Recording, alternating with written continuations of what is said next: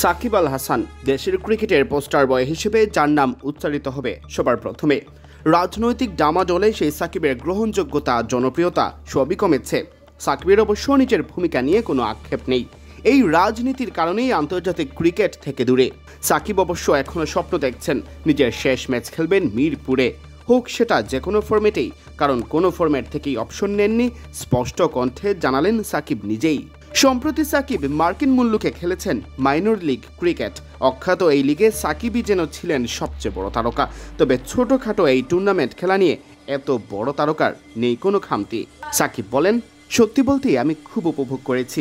অনেক লোকাল প্লেয়ারের সাথে পরিচয় হয়েছে, অনেকের সাথে দেখা হয়েছে যাদের কেরিয়ারের শুরুর দিকে দেখেছিলাম। অনূর্ধ্ব-19-এর দিনগুলোতে ফিরে গিয়েছি। ছোটবেলার মতো এমন একটা ক্রিকেটীয় পরিবেশ পেয়ে খুব ভালো লেগেছে। মনে হয়েছে আগের সময়টাই কাটাচ্ছে আবার। দেশে থাকাকালে সাকিবকে ব্যস্ত থাকতে হতো বিভিন্ন শোরুম উদ্বোধনে, এজন্য তার নামই পড়ে যায় শোরুম আল হাসান। আবার দুর্ব্যবহারের অভিযোগও কম ছিল না। তবে সাকিব মনে করেন এগুলো সবই বানোয়াটার মিডিয়ার সৃষ্টি। আমার মনে হয় কিছু সাংবাদিক ও অনলাইন পোর্টালের বানোয়াট গল্প এগুলো, যার কারণে মানুষ এমনটি ভাবে। কারণ বাংলাদেশে আগে এসব কেউ করেনি যা আমি করেছি। এসব তাদের জন্য নতুন ছিল, হজম করা কঠিন ছিল। এখন অন্য কেউ এসব করলে তাদের উপর এত প্রভাব পড়ে না যতটা আমার উপর পড়েছিল, কারণ আমি ছিলাম প্রথম, হোক ভালো কিংবা খারাপ। তার কাছের মানুষেরা অবশ্য তাকে নিয়ে এভাবে ভাবেন না, জানালেন। মানুষের নিজস্ব ভাবনা থাকতেই পারে, তা নিয়ে আমার মাথা ব্যথা নেই।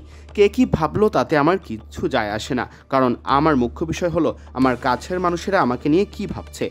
তারা কেউ এমন ভাবে বলে মনে হয় না। জুলাই আন্দোলন চলাকালে কানাডায় এক ভক্তের সাথে বাক বিতণ্ডা হয় সাকিবের। তিনি ক্ষিপ্ত কণ্ঠে জানতে চান, আপনি দেশের জন্য কি করেছেন? আর সেই থেকে বাড়তে থাকে সাকিবের নিন্দুকের সংখ্যা। সাকিব দাবি করলেন তিনি ওই সময় দেশের পরিস্থিতি জানতেনই না। তিনি বলেন, এটা এমন একটা মুহূর্ত যা আমার বিপক্ষে চলে গেছে, কারণ তারা ভিন্ন কিছু প্রত্যাশা করছিল। আমি আবার ওরকম পরিস্থিতিতে ছিলাম না, অথবা আমি পরিস্থিতি জানতাম না। তাই আমার জন্য কাজটা কঠিন ছিল। আমি বাড়ি থেকে অনেক দূরে ছিলাম। আমি মনে করি ওই জিনিসটাই আমার বিপক্ষে গেছে। তাদের দৃষ্টিকোণ থেকে ব্যাপারটা দেখে আমি একে পূর্ণ শ্রদ্ধাও জানাচ্ছি। তবে এজন্য কোনো আফসোস নেই। আমার মনে হয় ধীরে ধীরে মানুষ এখন এটা বুঝতে শুরু করেছে। কানপুর টেস্টের আগে সাকিব জানিয়েছিলেন টেস্ট ও টি-20 থেকে অবসরের সিদ্ধান্ত নিয়েছেন। নিজের শেষ টি-20 খেলে ফেলেছেন আর শেষ টেস্টটা খেলতে চান মিরপুরে। যদিও দক্ষিণ আফ্রিকার বিপক্ষে মিরপুর টেস্টে আর খেলতে আসা হয়নি।